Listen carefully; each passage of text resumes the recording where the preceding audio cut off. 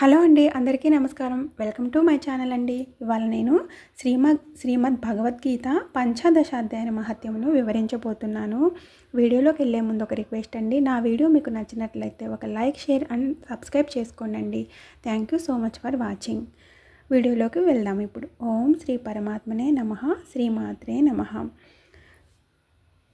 పార్వతి, ఇప్పుడు నీకు 15వ అధ్యాయం యొక్క మహత్యాన్ని తెలిపిదను వినుము అని శివుడు పార్వతీదేవికి ఇలా వివరిస్తున్నారు. గౌడ దేశంలో కృపాన నారసింహుడు అనే పేరు గల ఒక రాజు ఉండేవాడు.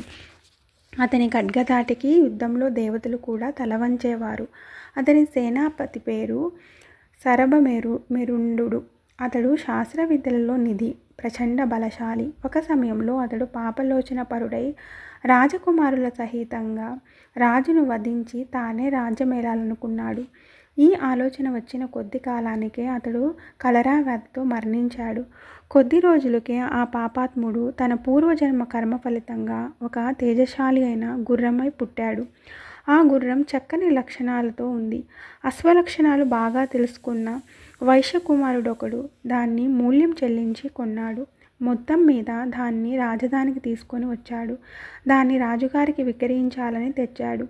వైశ్యునకు రాజుగారితో పరిచయం ఉన్న ద్వారపాలకుడు వెళ్ళి రాజుతో చెప్పాడు. రాజు లోపలికి రమ్మని కబురంపాడు. ఏమి పని మీద వచ్చావు అని అడిగాడు రాజు. దేవా, సింధు దేశం నుండి వచ్చిన ఉత్తమ లక్షణ సంపన్నమనదగిన త్రిలోకరత్నమైన ఒక అశ్వాన్ని చాలా ఖరీదు పెట్టుకొని తెచ్చాను. మీరు చూడండి అన్నాడు. సరే, ఆ గుర్రాన్ని తీసుకురా అని భటుని ఆజ్ఞాపించాడు రాజు. నిజానికి ఆ గుర్రం ఉచ్చేశ్రవంతో సమానమైనది, చాలా అందమైనది, శుభలక్షణాలతో కూడుకొని ఉన్నది. వైశ్యుడు తీసుకొని వచ్చిన అశ్వాన్ని చూసి అశ్వలక్షణాలు తెలిసిన అమాత్యులు దాన్ని ప్రశంసించారు. రాజు మహా ఆనందం పొంది వైశ్యుడు అడిగినంత ధనాన్ని, బంగారాన్ని ఇచ్చి ఆ అశ్వాన్ని కొన్నాడు. కొన్నాళ్ళు గడిచిన పిమ్మట రాజు వేటకు వెళ్ళాలనే తలంపుతో ఆ గుర్రాన్నెక్కి అడవికి వెళ్ళాడు. అక్కడ మృగాల వెనక తన గుర్రాన్ని పరిగెత్తించాడు. రాజు వేగంగా వెళ్ళడం చేత తన వెనక వస్తున్న సైనికుల గుంపులన్నీ విడిపోయాయి. వాళ్ళు లేళ్లను వేటాడుకుంటూ చాలా దూరం పోయారు. రాజు కూడా అలసిపోయాడు. వ్యాకుల చిత్తుడయ్యాడు. దాహం వేస్తుంది. మంచినీళ్లకు వెతకసాగాడు.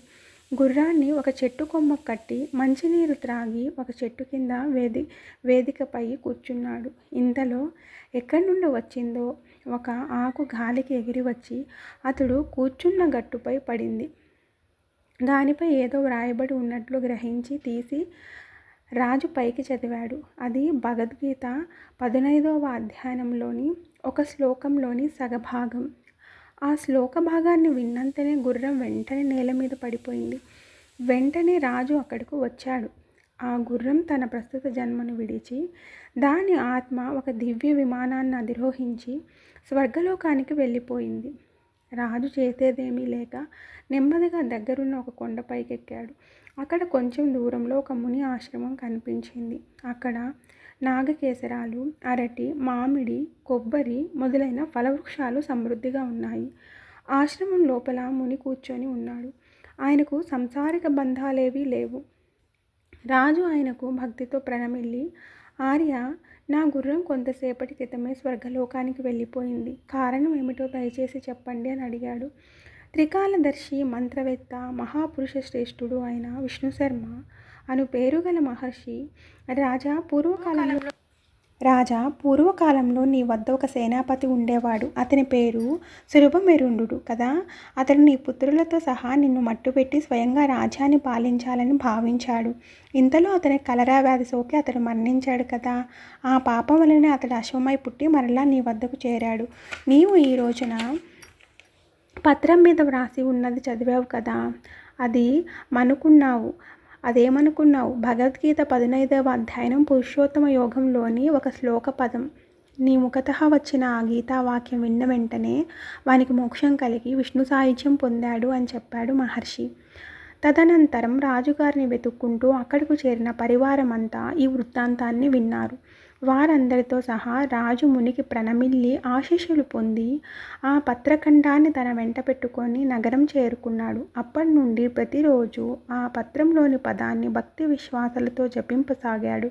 కొంతకాలం గడిచిన పిమ్మట రాజరికం పట్ల విరక్తుడై తన కుమారుడైన సింహబలునికి పట్టాభిషేకం చేసి రాజ్యాన్ని, చక్కని మంత్రులను అతనికి అప్పగించి విశుద్ధ చిత్తంతో భగవద్గీత 15వ అధ్యాయాన్ని పారాయణ చేసుకుంటూ కొంతకాలానికి విష్ణు సాయుధ్యం చేరుకున్నాడు.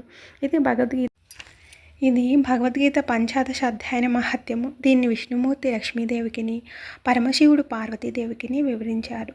Thank you so much for watching అండి. Please like, share and subscribe.